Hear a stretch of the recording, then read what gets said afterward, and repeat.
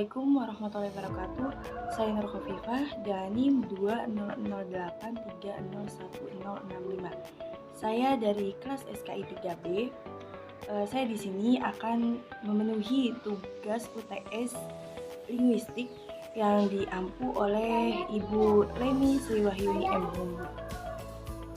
Baiklah Ibu dan teman-teman, mari kita lanjut ke materinya ya. Yang pertama yaitu tentang konsep dasar antropolinguistik. Konsep dasar antropolinguistik itu terbagi dua konsep dasar. Sebelum ke konsep dasar antropolinguistik, kita perlu ketahui apa sih itu antropolinguistik. Antropolinguistik adalah ilmu yang mempelajari hubungan bahasa dalam seluk-beluk dalam kehidupan manusia. Nah, konsep dasar dalam antropolinguistik itu ada bahasa dan budaya. Yang pertama itu bahasa. Bahasa adalah untuk memahami bahasa dalam konteks, dan budaya adalah untuk memahami kebudayaan melalui bahasa. Nah, bahasa dalam budaya itu sangat berkaitan. Selanjutnya kita akan bahas tentang struktur antropolinguistik. Struktur antropolinguistik di sini terbagi ada 3 bagian. Yang pertama itu konteks, kedua teks, dan ketiga konteks. Konteks itu ada 4 bagian. Salah satunya itu ada paralinguistik. Paralinguistik itu berkaitan dengan aspek-aspek suara. Contohnya kayak intonasi, dialek. Dan yang kedua itu prosemik. Selanjutnya itu berkaitan dengan ruang sosial atau personal. Antar gerak penutur dan pitutur itu dekat. Contohnya kayak jarak. Ketiga, konetik dan gerak. Konetik dan gerak itu berkaitan dengan permainan tradisional gitu. Dan yang keempat itu ada unsur material. Unsur material ini berkaitan dengan benda-benda keramat. Contohnya kayak benda keris atau apapun ya yang diprasastikan gitu. Nah, struktur yang kedua itu ada teks. Nah, teks itu terbagi 3 bagian. Salah satunya ada struktur makro, struktur alur, dan struktur mikro. Inti dari struktur makro itu makna secara global dari suatu proses. Dan struktur alur yang kedua itu ya makna secara bertahap, tahapan-tahapan.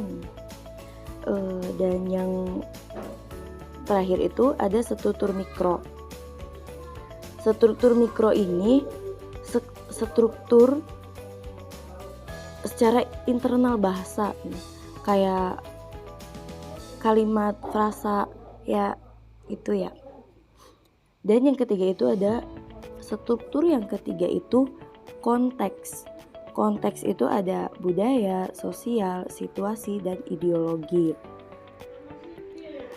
Materi yang selanjutnya kita bahas sumber kearifan lokal antropolinguistik atau ciri-ciri. Ini selanjutnya kita akan masuk ke materi ciri-ciri sumber kearifan lokal antropolinguistik. Dalam ciri-cirinya itu ada 9. Yang pertama itu tentang bagian dari kegiatan budaya. Maksudnya itu seperti sebuah tradisi yang tidak terasa pada kita diri sendiri gitu, yang sudah diwariskan pada zaman dahulu. Contohnya kayak kata pamali. Yang kedua itu memiliki konteks penggunaannya. kayak konteks situasi, konteks sosial, konteks budaya, dan konteks ideologi. Ketiga, dapat diamati atau dilihat. Yang keempat, bersifat tradisional. Kelima, diwariskan secara turun-temurun. Keenam, mengandung nilai-nilai dan norma-norma budaya. Ketujuh, memiliki versi-versi. Yang kedelapan, miliki bersama komunitas tertentu. Dan yang terakhir itu berpotensi direvitalisasi, dilestarikan, dan diangkat sebagai sumber industri budaya.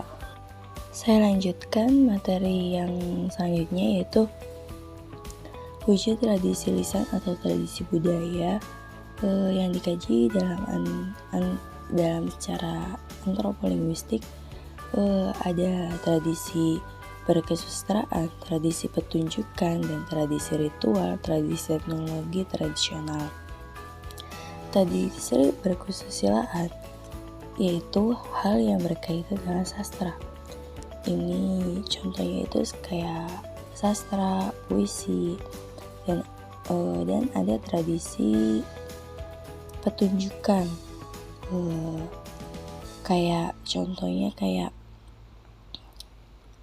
teater atau adat istiadat, dan banyak ya. Dan yang ketiga itu ada tradisi ritual. Tradisi ini tuh kayak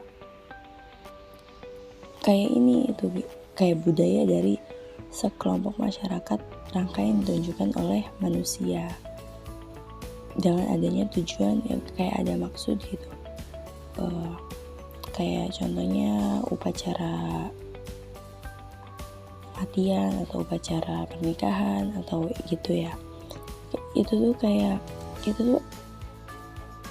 ada melakukan itu kayak ada maksud atau tujuannya. Yang keempat itu ada tradisi teknologi tradisional. Contohnya kayak ukiran dan kerajinan tangan gitu. Selanjutnya materi yang terakhir yaitu kegunaan atau yang dapat kita gali wujud tradisi lisan atau tradisi budaya. Itu ada 7 ya. Ada usage, folklore, moral dan etis, norm, custom, skill, dan competence. Usage itu kayak ini tahapan atau cara-cara gitu, bertahap. Contohnya kayak cara memasak nasi, itu kan pasti ada bertahap-tahapannya ya. Terus folklore itu kayak kebiasaan gitu, kebiasaan masyarakat. Contohnya kayak cara berpakaian dalam suku gitu. Kan suku itu ada suku dalam, ada suku luarnya, pasti berbeda. Kayak suku Baduy gitu, suku luar dan suku dalamnya kan beda ya cara berpakaiannya. Terus ada moral dan etis.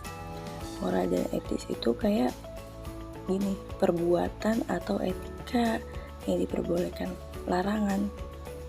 Contohnya kayak gini, jangan menyapu malam-malam, langsung dibuang gitu, harus dikumpulin dulu. Nah, terus kayak gini, jangan makan di depan pintu. Gitu pasti kan ada ya kata pepatah gitu tuh. Ada norma, aturan yang berlaku. Nah, ini tuh contohnya kayak gini. Kayak kita berkunjung ke daerah, tidak membawakan sesuatu. Contoh kayak gini, kita misal ke daerah Cirebon gitu. Nah, kita ke daerah Cirebon tuh tidak boleh kita ke daerah Cirebon tuh harus memakai batik gitu. Gitu misal. Terus ada kostum ya. Kostum itu kayak adat yang dilakukan secara individu aja ya, kayak cara berpakaian. Pasti kan kostumnya berbeda-beda ya setiap adat. Nah, ada skill itu kayak keterampilan. Contohnya kayak membuat sesuatu, kayak kerajinan atau apapun, kayak kerajinan tangan gitu, menganyam gitu ya. Banyak sih skill tuh kayak ya keterampilan kitanya aja gitu. Terus ada kompetens itu kemampuan dalam suatu hal. Jadi kayak contohnya kita tuh mampu dalam berkebun atau berpetani gitu ya, kita tuh selalu punya kemampuan gitu. Baiklah, langsung saja ibu dan teman-teman semuanya, inilah materi yang sudah saya sampaikan. Semoga dapat dipahami dan bermanfaat. Terima kasih atas perhatiannya. Mohon maaf atas kesalahan dan kekurangannya. Sampai jumpa. Wassalamualaikum warahmatullahi wabarakatuh. Terima kasih.